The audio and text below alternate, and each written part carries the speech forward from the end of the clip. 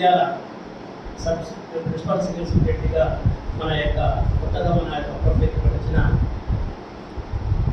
గౌరవనీయులు principal senior secretary తనమణి madam గారికి, అదేవిధంగా మన స్పెషల్ మేజిస్ట్రేట్ దేశంతో సార్ గారికి, ఇక్కడ వచ్చిన సీనియర్ జూనియర్ న్యాయవాదులకు, మహిళా న్యాయవాదులకు అందరికీ నా యొక్క నమస్కారాలు. ముఖ్యంగా మా బార్ అసోసియేషన్లో కూడా ఆఫీసర్స్కి మంచి కోఆపరేటివ్గా ఉంటారు, మంచి వర్క్ చేసుకోవడానికి ఉపయోగపడతారు. మీరు చేసే వర్క్ను బట్టి ఇప్పుడు సార్ థర్డ్ స్టీల్ గారు వచ్చారు, ఇప్పుడు చూస్తుంటారు సార్ గారు ఎంత మేము డల్గా ఉన్నా ఎంత ఇదిగా ఉన్నా చాలా స్పీడ్గా వాళ్ళు వర్క్ చేయడం కానీ సార్ చేయడం కానీ మాకు ఇప్పటికీ దాదాపు ఎన్నో check petitions send off petitions అయితేనేవి దాదాపు అయ్యాలంటే కానీ టోటల్గా ఏదో ఒకటి ఇష్టంలో గెట్ ఏదో కంపల్సరీ వర్క్ కావాలి అని చెప్పేసి నేను కోర్స్ మంచిగా చేసి చాలా మేము చాలా మెరుగుదిస్తాం. మా బాగా అందరూ ఒక టాస్క్ థర్డ్ సీనియర్ గారు వచ్చారు, వస్తేనే మొత్తము అంత్యాలని మొత్తం టోటల్గా మ్యాక్సిమం చేసేస్తున్నారు. అన్ని పెండింగ్ ఎన్ని రోజుల నుంచో పెండింగ్ ఉన్న అన్ని ఏరియాని కూడా చేసేస్తూ చాలా ఫాస్ట్ వర్క్ చేస్తున్నారు. అదేవిధంగా మా బార్ అసోసియేషన్ ప్రతి జెంట్స్ ఆఫీసర్ కూడా మంచి వర్క్ ఇస్తుంది మేడం. ఇక మన బార్ అసోసియేషన్ మెంబర్స్ యొక్క పరిచయం ప్యాటర్న్లో ఉంటుంది. జడ్జెస్ వైపు డిఫరెంట్ ప్యాటర్న్లో, అడ్వకేట్స్ మనం ఏం చేస్తామంటే మన దగ్గరకు వచ్చిన పార్టీకి సంబంధించిన మ్యాటర్ని కోర్టుకు 4 కార్నర్స్ అట్లా చక్కగా ప్రజెంట్ చేసి పార్టీకి న్యాయం చేయడానికి ప్రయత్నం చేస్తాం. జడ్జెస్ ఇద్దరి వర్షన్స్ ఉన్న తర్వాత బ్యాలెన్స్ చేసి ఎక్స్ట్రాక్ట్ చేసేసి జస్టిస్ చేయడానికి ప్రయత్నం చేస్తాం. మనం మన పార్టీకి న్యాయం చేయడానికి ప్రయత్నం చేస్తాం. జడ్జెస్ ఇన్ పార్టీని చేసి న్యాయం కాకుండా అలా చేయడానికి ప్రయత్నం చేస్తాం. సో ఈ రెండు ప్రొఫెషన్స్ కూడా జడ్జెస్ కానీ అడ్వకేట్స్ కానీ వెరీ డిసిప్లైన్ ప్రొఫెషన్స్. అంటే టైం మేనేజ్మెంట్ కానివ్వండి, మనం బాగా గమనిస్తే ఎక్కడైనా జరగదు కానీ ఏ ఇంటర్వ్యూ లైన్లో కానీ ఏ ఆఫీసర్లో కానీ ఆఫీసర్స్ లేదా స్టాఫ్ అసెంబ్లీలో వచ్చే టైంలు ఉంటాయి. కానీ కోర్టులో బై 9-9:30 అంతా స్టాఫ్ అంతా చేయాలి, ఫైల్స్ అన్ని రెడీ చేసుకోవాలి. 10:30కి ఆఫీసర్ వచ్చేటప్పటికి అందరూ కూడా కోర్టులోని ఫైల్స్ అన్ని కూడా తీసుకురావాలి. అలాగే ఈవినింగ్ 5 తర్వాత కూడా కోర్టులోని ఫైల్స్ అన్ని కూడా కంప్లీట్ చేసుకుని స్టాఫ్ వెళ్ళాలి. అలాగే ఆఫీసర్స్ అన్ని కూడా వాళ్ళ యొక్క జ్యుడిషియల్ వర్క్, అడ్మినిస్ట్రేషన్ వర్క్ అన్ని కంప్లీట్ చేసుకుని వెరీ డిసిప్లైన్డ్ ప్రొఫెషన్స్. అడ్వకేట్స్ ఆఫీస్లో చూసుకుంటే మనం ఎంప్లాయీ డిపెండింగ్ అవ్వదు, అప్పటి నుంచి చాలా మనం పనిచేస్తాం.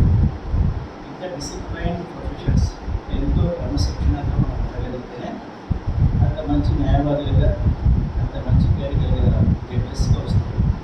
సో జడ్జెస్గా రావడం అనేది చాలా సులభమైన విషయం కాదు. ఎంతో కష్టపడాలి, చదవాలి, ఎగ్జామినేషన్స్ పాస్ కావాలి, జడ్జిగా రావాలి.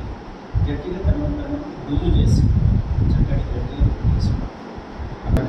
జనరల్ సెక్రటరీ ప్రజెంట్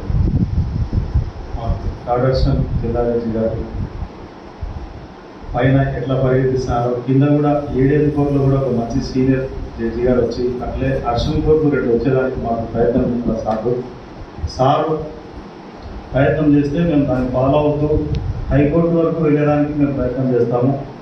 అన్ని విధాలుగా హైకోర్టు నుంచి ఇప్పుడు జూనియర్లు ఏడేం కోర్టు ఉంటే ఈవినింగ్ ఒక 500 రూపాయల డబ్బులు ఫీజు వస్తుంది. జడ్జిలే లేకుంటే వాళ్ళకు ₹1 ఫీజు రాదు, బాగా ఇబ్బంది పడుతున్నారు. అదేవిధంగా వర్క్ ట్రైల్ జరిగితే వాళ్ళకి సర్టిఫికేట్ కాపీస్కి డబ్బులు ఇవ్వడం ఫోటో జరుగుతుంటుంది. అదేవిధంగా సార్ వాళ్ళు మాకు మేము భారత శిక్షణ నుంచి లెటర్స్ పంపిస్తాం. సార్ కూడా దాన్ని ఫాలోఅప్ చేస్తూ మాకు గైడ్లైన్స్ ఇస్తే మేము హైకోర్టులో రిజిస్ట్రార్ వారిని అందరినీ కలిసి మాకు 2 అర్షం కోర్టు వచ్చేదానికి, అదేవిధంగా పీడిఎం కోర్టు సీనియర్ ఎవరన్నా జడ్జి గారు వస్తే మాకు ఫుల్గా వర్క్ జరుగుతుంది. దానికోసం మా సీనియర్స్ కూడా అందరూ మాకు సహకరిస్తున్నారు. గతంలో కూడా అదేవిధంగా కలిసి దాదాపు లెక్కలు కూడా మావన్నీ ఫార్వర్డ్ చేసినాము. గతంలో మాకేంటంటే 2 సంవత్సరాలు కరోనా, 3 సంవత్సరాలు వాసు సరిగ్గా వర్క్ జరగలేదు. ఆ విధంగా చాలా మంది ఇబ్బందులు ఉంటారు. అట్లే ఇప్పుడు మీరు చేసే ప్రయత్నం మీ ఉత్సాహంలో మా వాళ్ళు కూడా అందరూ మేల్కొని ఉత్సాహంగా ప్రయత్నం చేస్తున్నారు.